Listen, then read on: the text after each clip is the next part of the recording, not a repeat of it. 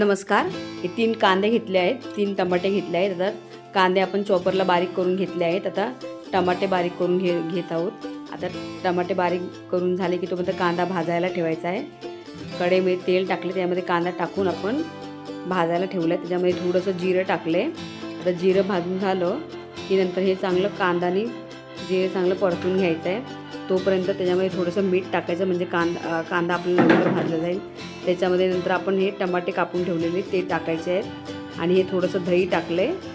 आता दही टाकून झालं की थोडंसं त्याच्यामध्ये आपण पाव चमचा हळद टाकायची आणि तुमच्या तिखटानुसार तुम्ही लाल तिखट टाकू शकता. हा माझा व्हिडिओ खूप मोठा स्किप झाला, आता त्याच्यामुळे क्षमा असावी. आता त्याच्यानंतर मग आपण हे असं सगळं मिक्स करून घ्यायचं आहे. मिक्स करून झालं, चांगले टमाटे पिघळले की नंतर मग ह्याच्यामध्ये आपण दोन अंडी फोडून टाकायची आहेत. हे बघा, अंडी अशी फोडायची आहेत, म्हणजे त्याला मिक्स नाही करायचं, फक्त असं फोडून ठेवायचं आहे. आता फोडून ठेवलं की त्याला नंतर त्याच्यावरती झाकण झाकून ह्याला वाफ आणून द्यायची. वाफ आणल्यानंतर ह्याच्यावरती कापलेली कोथिंबीर टाकायची आणि थोडासा आपला गरम मसाला नंतर चिकन मसाला असेल तो टाकायचा आणि आपली ही नवीन प्रकारे भुर्जी तयार आहे. म्हणजे ह्याच्यामध्ये मी अद्रक लसूण पेस्ट पण टाकली, पण तो माझा व्हिडिओ सगळा स्किप झाला. आता त्याच्यानंतर हे बघा, आता हे पीठ मळून ठेवलं आहे.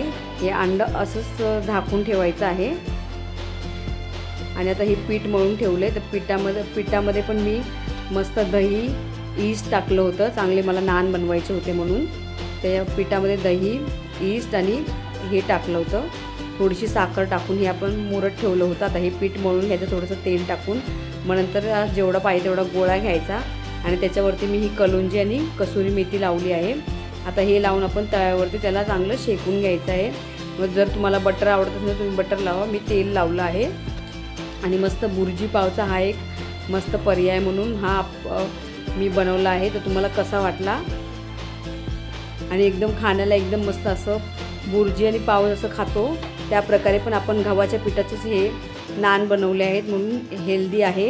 तर तुम्हाला कशी वाटली रेसिपी मला कमेंट करून सांगा आणि प्लीज माझ्या रेसिपी आवडत असेल तर माझ्या चॅनलला सबस्क्राईब करा, लाईक करा आणि शेअर करा, कारण खूप मोठा व्हिडिओ स्किप झाला.